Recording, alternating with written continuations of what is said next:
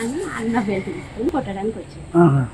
నా షాపుని కొట్టకురా, నేను కొట్టినా కొట్టుకుంటా, పెట్టినా పెట్టుకుంటా, నా షాపు మీద నువ్వు చెయ్యొద్దు అనేసి దొబ్బాడు. దొబ్బినా కూడా ఆగలేదు అన్న, మనోజ్ అని ఆగలేదు. దానివల్ల ప్రశాంత్ దెబ్బ కొట్టిండు అన్న.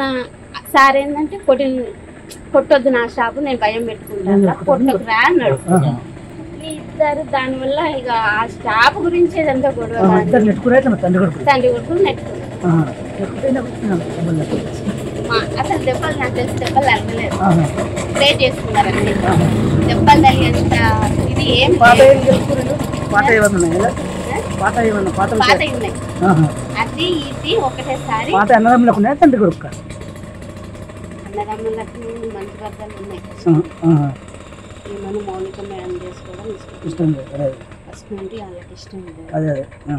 దానివల్ల కొంచెం వాళ్ళు ఫస్ట్ నుండి డిస్టర్బెన్స్ ఆ విషయం మీద. ఎవరికో బాబు ఉన్నాడు, ఆల్రెడీ బాబు ఉన్నాడు కాబట్టి వాళ్ళకి ఇష్టం లేదు.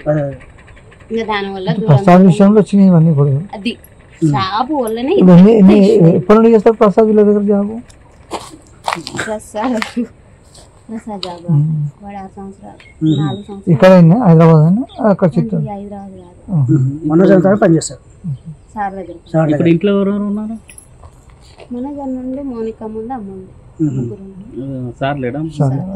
మార్నింగ్ మేడం వచ్చా, ప్రసన్న మేడం వచ్చింది కదా, మధ్యాహ్నం అంటే మనం సంజాయించిందా లేకపోతే చెప్తుంది ఇంకా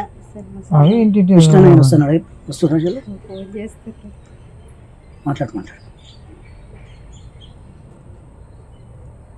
అన్న నా ఫోన్ అందరి ఫోన్ హ్యాండ్ ఓవర్ చేసుకున్నాడు, కానీ నా మీద నమ్మకం ఎక్కువ. నా ఫోన్ ఒక్కటే హ్యాండ్ ఓవర్ చేసుకున్నాడు. మాట్లాడు